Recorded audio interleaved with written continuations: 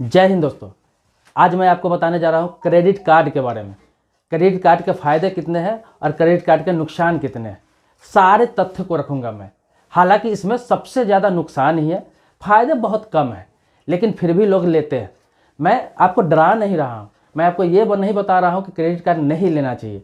ये बताऊँगा कि कब लेना चाहिए या फिर क्यों नहीं लेना चाहिए, कब नहीं लेना चाहिए, क्योंकि शौक से ये लेना आपके लिए खतरनाक हो सकता है, आप पर बहुत भारी पड़ सकता है, आपके घर वालों को बेइज्जती में डाल सकता है। तो ये सारी जानकारी दूंगा, पूरा वीडियो को देखिएगा।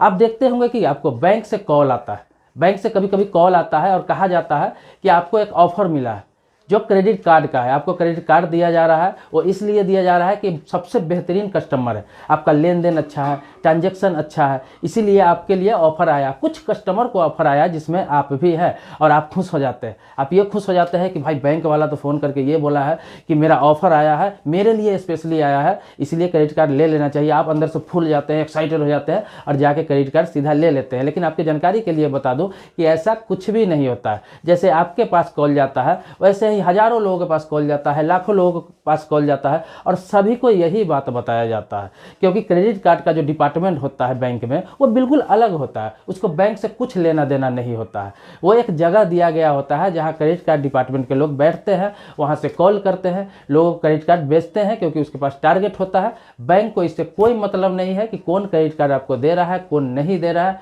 वो इसलिए कि क्रेडिट कार्ड जो देखते होंगे, क्रेडिट कार्ड जो मिलता है उससे आप खरीदारी जो करते हैं, कहीं शॉपिंग करते हैं ऑनलाइन, चाहे किसी प्रकार का शॉपिंग करते हैं, तो उसमें पैसा आपको भरना होता है बैंक में भरना होता है, या फिर बैंक के द्वारा आपको क्रेडिट कार्ड में ट्रांसफर करना होता है।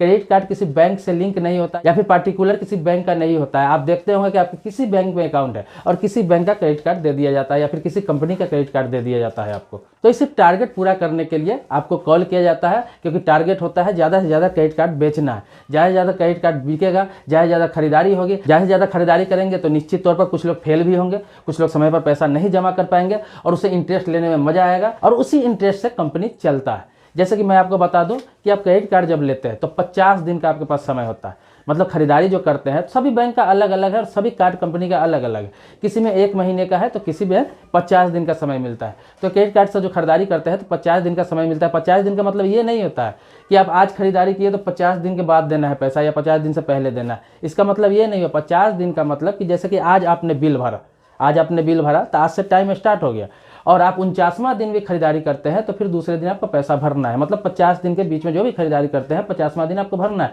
फिर पे करेंगे, फिर उस दिन से 50 दिन और समय मिलेगा आपको। तो ऐसे होता है, 50 दिन का समय होता है। किसी कारणवश आप पैसा नहीं जमा कर पाते, खरीदारी कर लेते हैं बहुत अच्छे से, आपके पास पैसा होता नहीं। क्रेडिट कार्ड का मतलब है ये क्रेडिट देना।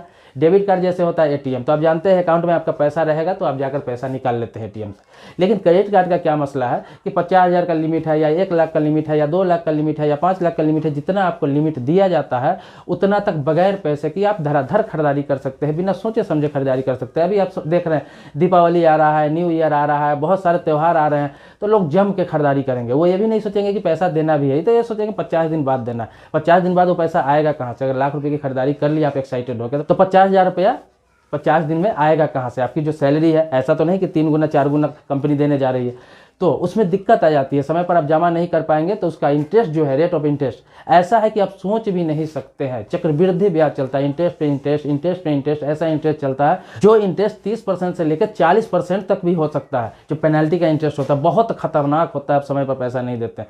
तो सोच समझ के क्रेडिट कार्ड ले। और आपको ये भी बता दूं कि आपके पास क्रेडिट कार्ड होगा, क्रेडिट कार्ड है तो क्रेडिट कार्ड है तो उस पर एक ईयरली चार्ज लगता है। ईयरली चार्ज लगता है, एक लिमिट होता है। जैसे कि 1 लाख रुपया लिमिट अभी आपको मिला हुआ है या 50,000 रुपया लिमिट मिला हुआ है, जो भी लिमिट मिला हुआ है।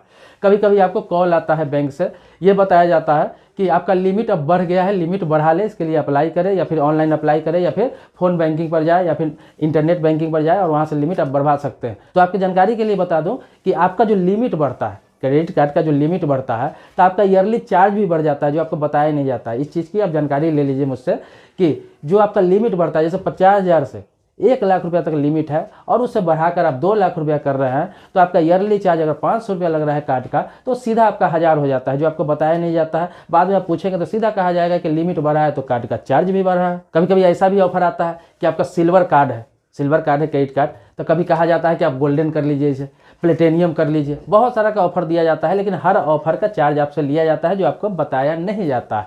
और इसके बाद बता देता हूँ कि जब क्रेडिट कार्ड से आप खरीदारी करते हैं, बहुत लोग अभी क्रेडिट कार्ड ले लिए जिनको क्रेडिट कार्ड के बारे में जीरो भी पता नहीं, तो खरीदारी करते हैं तो कहीं कहीं बताया जाता है कि 0% इंटरेस्ट, 0% EMI पर ये सामान आपको दिया जा रहा है। आप वो सामान तो खरीदारी कर लेते हैं, उस समय 0% EMI पर सारा चीज़ सेट हो जाता है। लेकिन आपको बता दूं कि ये इतना खतरनाक होता है, ये तो और ज़्यादा खतरनाक होता है। जो 0% EMI पर कुछ दिया जाता है क्रेडिट कार्ड से, अगर उसमें फेल होते हैं तो वो बहुत ही खतरनाक होता है। उसमें तो रेट ऑफ इंटरेस्ट इतना होता है कि आप सोच भी नहीं सकते हैं। जो लोग भर रहे होंगे उन्हें पता होगा, जिनके घर पर बिल भेजा जाता है उन्हें पता होगा कि वो ना रोते बनता है और ना ही कुछ कहते बनता है। आगे जानकारी आपको ये भी दे दूं कि क्रेडिट कार्ड पर जो कैश निकालते हैं, बहुत लोग क्रेडिट कार्ड से कैश भी करते हैं, पैसा जो लिमिट होता है तो कुछ पैसा कभी कभी जरूरत पड़ता है तो कैश भी निकाल लेते हैं। तो आपको बता दूं कि 1.5% से लेकर 30% सिर्फ कैश करने के पैसा आपको लगता है। इंटरेस्ट नहीं, इंटरेस्ट तो अलग लगेगा वो आपको जो लगना है, ये सिर्फ कैश करने का लगता है। या फिर किसी किसी बैंक का नियम है कि 300 रुपया से 500 रुपया ये एक्स्ट्रा लिया जाता है पर ट्रांजेक्शन, यानी कि 10,000 रुपया आप कैश कर लिए तो ये तो कटेगा ही अलग से, उसी समय कट जाएगा आपको।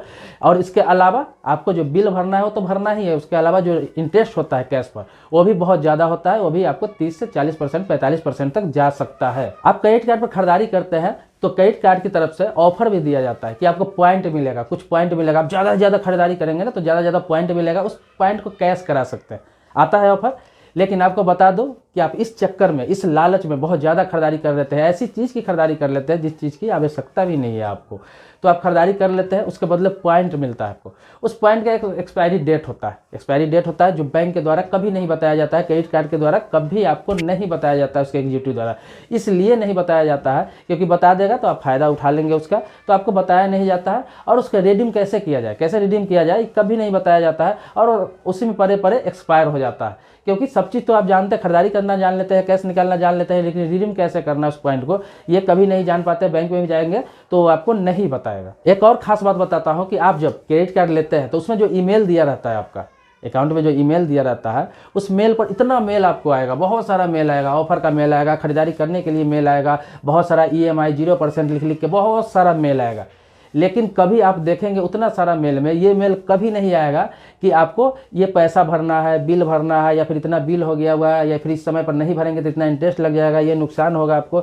ये मेल कभी आपको नहीं आएगा। इसलिए नहीं आता है कि आपको रिमाइंडर नहीं किया जाता है, आपको इसलिए नहीं बताया जाता है कि ताकि इसका फेल हो और अधिक संख्या में इंटरेस्ट आए, चक्रवृद्धि ब्याज से इंटरेस्ट आए, ताकि कंपनी ढंग से चले, बैंक ढंग से चले, क्योंकि इंटरेस्ट पर ही कंपनी चलती है, बैंक चलती है। तो आपके पास पैसा है तो उसी हिसाब से लिमिट से खरीदारी करें। आपको बताओ कि क्रेडिट कार्ड इतना भी खराब नहीं है। अगर आप बड़ा बिजनेस करते हैं, लाखों में बिजनेस है आपको, करोड़ों में बिजनेस है आपको, बहुत बड़ा अच्छा ट्रांजैक्शन है, ऐसा पैसा आपके पास पड़ा हुआ है जिस पैसे की आवश्यकता नहीं है, तो आप क्रेडिट कार्ड रख सकते हैं। आप बोलेंगे कि पैसा है तो क्रेडिट कार्ड क्यों रखें, तो मैं आपको बता दूं कि आपके पास अथाह पैसा है, बिजनेस चल रहा है, या फिर अच्छी नौकरी है, 1,00,000, 1.5 लाख, 2 लाख रुपये महीने की सैलरी है, और आपको लगता है कि चलो कहीं जा रहा हूँ, कुछ खरीदारी करना है, तो ऑनलाइन भी खरीदारी कर रहे हैं तो क्रेडिट कार्ड से कर सकते हैं, या फिर आपको कहीं जा रहे हैं, मॉल में गए, कहीं भी गए तो शॉपिंग कर सकते हैं आपको, क्योंकि आपके पास पैसा रहेगा, लेकिन बाद में आप बिल आराम से भर सकते हैं, समय से पहले भी भर सकते हैं, तो आपको ज़्यादा नुकसान नहीं होगा।